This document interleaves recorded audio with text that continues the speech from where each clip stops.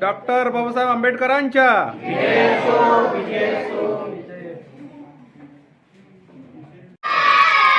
बाबासाहेब आंबेडकर की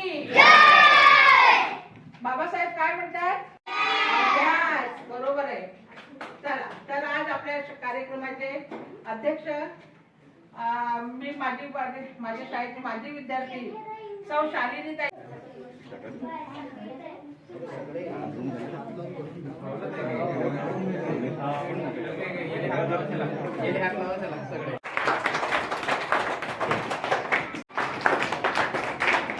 त्यांच्या 35व्या जयंतीनिमित्त सक्षम युवा मंच तर्फे जो माजी विद्यार्थी सोहळा आहे तो उपक्रम आज भरपूर उत्साहात आणि जल्लोषात साजरा केला आहे. आणि समोर पण असं काही आणि यांचं जो आहे सक्षम युवा मंच हे दरवर्षी 14 एप्रिलला काही ना काही नवीन नवीन नियोजन किंवा उपक्रम करत राहतात. आणि तसंच त्यांच्या विहारामध्ये पण महत्त्वाचा वाटा राहते. आणि आज चला ठीक आहे, भरपूर म्हणजे गर्व हो का? अरे वा वा. तर एक मिनिट राहिले. खूप छान होतं, खूपच छान. मुलांचा आनंद.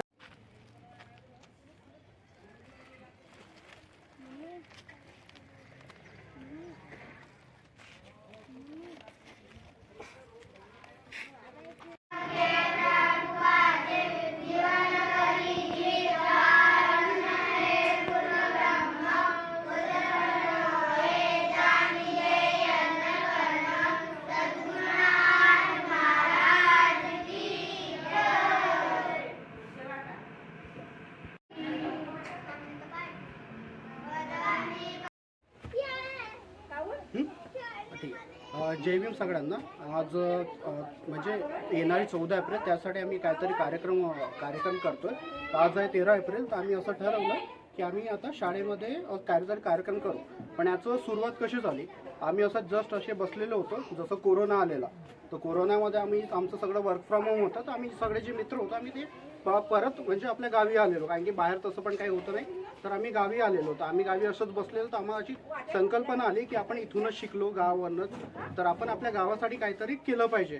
तर आम्ही 3-4 वर्षाची अशीच कल्पना काढली की आपण आपल्याकडनं जेवढं काही होईल तेवढं आपण असं आपल्याकडनं काढायचं आणि गावासाठी काहीतरी करायचे. तर मागच्या 4-5 वर्षापासून आम्ही हा कार्यक्रम उभारला आहे. आणि आम्ही जस्ट आधी जेव्हा स्टार्ट केलेला आम्ही 2 किंवा 3 लोक होतो. मी म्हणजे अनुप शेंडे, संगपाल गटपाले आणि शशी वासनिक, आम्ही या तिघांनी असं स्टार्ट केलं होतं. पण याच्यानंतर आम्ही जवळपास सगळ्यांना विचारलं. तर मग रवी भाऊ, रुपेश भाऊ, आपले हे सुजित, गोलू वगैरे असे खूप सारे मुलं असे आम्ही जवळ घेतलो आणि एक आम्ही कार्यक्रम उभारला. तर आम्ही जवळपास 2022मध्ये असंच एक छोटासा केलेला आणि काहीतरी दान आम्ही विहाराला केलं. ते 14 एप्रिल निमित्त सगळं. मग त्याच्यानंतर आम्ही ते बॉडी फ्रीजर वगैरे असं काही करता करता आम्हाला असं वाटलं की आता काहीतरी द्यायला पाहिजे. तर आम्ही प्रत्येक वर्षी आमचं असं संकल्पना आहे की आम्ही काहीतरी करायला हवं. तर आम्ही असं चालू केलं आहे की ज्यांच्याकडनं जेवढं पण जमतं तुम्ही द्या, आपण असं सगळं मिळू आणि काहीतरी निमित्त म्हणून जे काही गरज आहे, जसं आपलं शाळेमध्ये आता यावर्षी गरज होती की मुलांना काहीतरी किट द्यायला पाहिजे, तर आम्ही ते दिलं. मागच्या वर्षी पण आम्ही खूप काही असं केलं. तर आमचं असंच आहे की आमचं असं पकडून म्हणजे असं सगळ्यांना ज्यांना जसं जमतंय त्यांनी तसं द्यायला पाहिजे. जसं कोणी 10,000 रुपये कमावतो, कोणी 20,000 रुपये कमावतो, पण त्यांच्या स्वइच्छेने जेवढं पाहिजे ते तेवढं देऊन त्यांनी आपल्या गावासाठी किंवा समाजासाठी काहीतरी केलं पाहिजे. हे फक्त असंच नाही की एकाच समाजाचं आहे म्हणून. जेवढे पण समाज त्यांनी ज्यांना जसं जमतं त्यांनी तसं प्रत्येक वर्षी असं काहीतरी केलं पाहिजे, अशीच आमची इच्छा आहे. तर सगळ्यांनी ज्यांना जसं वाटतं तुम्ही तसं करा. असं नाही की आपल्याकडे पैसे नाहीत म्हणून 100, तुम्ही काही पण दान देऊ शकता. तुम्हाला जसं वाटतं तसं तुम्ही द्या, म्हणजे जेणेकरून पुढे जाऊन जी आपली पुढची पिढी आहे त्यांना काहीतरी प्रोत्साहन भेटायला हवं आणि ते पुढे जाऊन त्यांनी काहीतरी केलं. कारण की आम्ही जसं आम्ही 10 वर्ष 5 वर्ष असं करू शकतो, पण जोपर्यंत यंग जनरेशन नाही, जी करंट जनरेशन असते, जसं आता आपण जेनजी म्हणतो, ते जोपर्यंत ते समोर येणार नाही तोपर्यंत असं काही होत नाही. की जेव्हा रिव्हॉल्युशन आणायचं आहे की काय, तर जसं आता हे शाळेचं झालं, शाळेमध्ये विद्यार्थी खूप कमी आहे, पण जोपर्यंत आपण लोकांच्या दारापर्यंत नाही जाऊ, त्यांना सांगू की तुम्हाला सगळं फ्री भेटतं आहे, सगळं आता आपलं एज्युकेशन पण चांगलं झालं आहे, तोपर्यंत त्या शाळेमध्ये लोक असे वाढणार नाही. तर असे हे जे आपल्या स्टेप्स आहेत हे आपल्या जे यंग जनरेशन आहे त्यांनीच घ्यायला हवं, आणि ते जेव्हा घेतील तेव्हाच ते पुढे होईल. शाळेतील मुलं वाढवण्याकरता काय उपक्रम राबवाल तुम्ही? शाळेतले म्हणजे आपण जसं जेवढे पण आपले मित्र वगैरे आहेत किंवा आपली जे आपण आता जवळपास आम्ही लहानपणीपासून या गावामध्ये आलेलो, तर सगळेजण ओळखतात आम्हाला. आपण जो सपोज त्यांना सांगितलं की शाळा चांगली आहे, चांगलं एज्युकेशन मिळतं, सपोज आपण 1 तास काढून किंवा 2 तास काढून किंवा 1-2 दिवस असे काढून त्यांच्या घरी गेलो आणि सांगितलं की या शाळेचे असे उपक्रम याने लाभवले म्हणजे टाकलेले आहे किंवा तुम्हाला फ्री सगळं काय भेटतं, तर तुम्हाला सोबत नाही जमत असेल तर तुम्ही इथंच टाका, म्हणजे इथं सगळं टाकतील हे करतील. तर त्याच्यामुळे म्हणजे असं म्हणजे पण सगळ्यांना असं वेळ द्यायला पाहिजे, लोकांच्या घरी जाऊन त्यांना सांगायला पाहिजे की काय महत्त्वाचं आहे, म्हणजे काय या शाळेमध्ये चांगलं आहे काय नाही ते सगळं सांगून त्याच्यानंतर म्हणजे सगळ्यांनी मदत केली तेव्हाची शाळा पुढे होईल.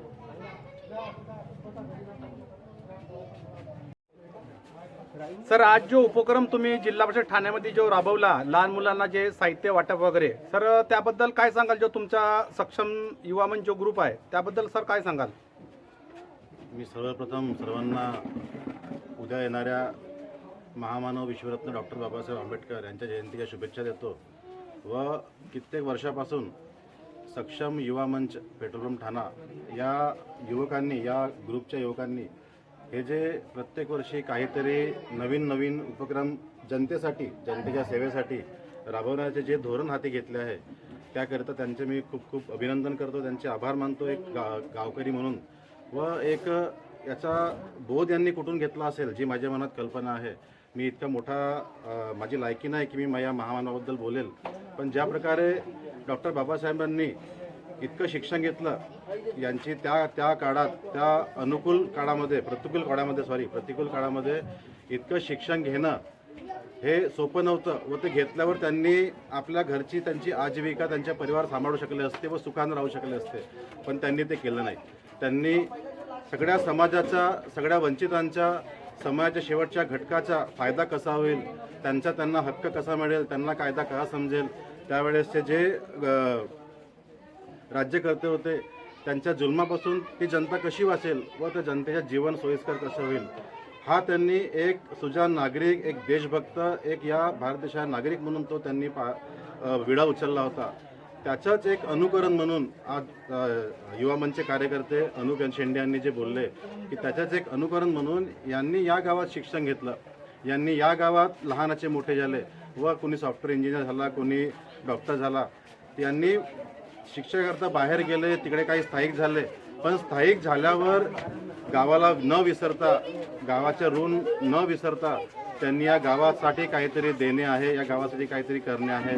ही बांधिलकी जी डॉक्टर बाबासाहेबांनी या देशासाठी बांधिलकी ठेवली होती, जी जाणीव ठेवली होती, ही बांधिलकी आज या मुलांनी, या कार्यकर्त्यांनी, या समाजसेवकांनी ही बांधिलकी ठेवून हा कार्यक्रम उभारला. हाच नाही तर यांनी 2 वर्षापूर्वी गावाची जी अत्यंत कडाडीची गरज होती, आपल्याला जेव्हा जेव्हा कुणाची मयत व्हायची उन्हाळ्यामध्ये, ती बॉडी आपण ठेवू शकत नव्हतो, आपल्याला भंडाऱ्याला 10 फोन लावायला लागत होते की बा बॉडी द्या, फ्रीजर द्या, फ्रीजर पाठवा. कित्येक बॉड्या अशा बघितल्या मी की नाही भेटायच्या, मग आम्ही त्याला काहीतरी ताडपत्री आणायचो, बर्फाच्या लाद्या आणायचो व त्याच्यावर आपण ती बॉडी ठेवायचो, धान आणून त्यात बॉडी ठेवायचो. ती जी खूप मोलाची गरज या सक्षम युवा मंचतर्फे आज आपली पूर्ण झाली व आपल्याला गरज पडत नाही कुठेच भंडाऱ्याला फोन करायची किंवा कोणाच्या हातपाय जोडायची. लगेच आम्ही फोन करतो एका कार्यकर्त्याला, रविभाऊ त्याला कोणाला तरी फोन करतो, विहारातनं लगेच गाडी पाठवते की आज घरापर्यंत ती डीप फ्रीजर पोहोचून जाते. तो मुद्दा सॉल्व्ह झाला. तर यावर्षी यांनी जी कल्पना मांडली, जी संकल्पना जी मांडली की जी शाळा आता आपली बंद होण्यावर आलेली आहे, जी शाळेची इमारत पुढच्या वर्षी राहील की नाही राहील हे आम्हाला माहीत नाही, त्या शाळेकरता, त्या शाळेला एक ऑक्सिजन देण्याचं काम, परत त्या वाढलेल्या झाडाला पाणी देण्याचं काम आज सक्षम युवा मंचतर्फे इथं राबवण्यात आला. प्रत्येक विद्यार्थ्यांना इथं काही ना काही भेटवस्तू देण्यात आली व माझी विद्यार्थ्यांना इथं बोलवून माझी विद्यार्थ्यांना अक्षरशः इथं दाखवण्यात आलं की खरंच आता या विद्यार्थ्यांची या शाळेला गरज आहे. ज्या शाळेतून आपण मोठे झालो, आज आपल्या परिवाराला पोचणे इतके आपण सक्षम झालो, आज त्याच सक्षम युवा मंचने हे दाखवून दिलं की तुमच्या सक्षमतेची गरज आज या शाळेला आहे. या शाळेची पुनर्बांधणी करण्याची गरज आहे व या कार्यक्रमातून हा खूप मोठा एक संदेश, खूप मोठा एक बोध देऊन सक्षम युवा मंचने आपली एक विचारधारा जी बाबासाहेबांनी आपल्याला सांगितली होती ती विचारधारा लोकांपुढे मांडण्याचा प्रयत्न केला. व सर मी- आज आपल्या जिल्हा परिषद शाळेमध्ये आज पटसंख्या जो मुलांची पटसंख्या आहे ती खूपच कमी आहे. ही शाळा बंद होण्याच्या मार्गावर आहे. तर तुमच्या सक्षम युवा मंचतर्फे काय समोर भविष्यामध्ये काही चांगला होऊ शकते की या ठिकाणी मुलं वाढू शकतात? खूपच गंभीर बाब आहे ही की आज ज्या शाळेत 3-3 तुकड्या होत्या त्या शाळेत फक्त 15 विद्यार्थी आहेत. कुठंतरी मला वाटते प्रायव्हेट शाळांचा याच्यामध्ये खूप मोठा सहभाग आहे की आपली जी गव्हर्नमेंट शाळा आहे त्याची ही पटसंख्या कमी करण्याचा. तर आपण एकच करू शकतो. यामध्ये सर ग्रामपंचायत काय सहयोग करू शकते आपल्याला? काही सहयोग करू शकते का ग्रामपंचायतीचा ग्रामपंचायत? खूप मोठा याच्यामध्ये वाटा राहू शकतो. एक जागरूकता अभियान आपल्या शाळेविषयी, आपल्या या भूमीविषयी आपण एक जागरूकता अभियान प्रत्येक पालकांपर्यंत पोहोचवू शकतो. कारण ज्या ज्या सुविधा आज भेटायला पाहिजे एका विद्यार्थ्याला त्या सगळ्या सुविधा या शासकीय आपल्या शाळेमध्ये आहेत. प्रायव्हेटमध्ये आपल्याला फीस पे करावं लागते. फीस पण पे करण्याची गरज नाही आहे. फक्त आपल्याला जागरूकता करण्याची एक गरज आहे. ग्रामपंचायत असतो की आम्ही माझी विद्यार्थी असो, यात कुठलाही राजकारण न आणता परंतु सगळ्यांनी सर आपली- आज अशी स्थिती आज आली आहे की ग्रामपंचायत ठाणा ही या शाळेमध्ये काहीच म्हणजे असा उपक्रम राबवताना दिसत नाही आहे. आणि जी पटसंख्या आहे, जे ग्रामपंचायतचा पण जो अधिकार आहे की या शाळेला वाचवण्याचं काम जो ग्रामपंचायत करू शकते ते अदर कोणीच करू शकत नाही.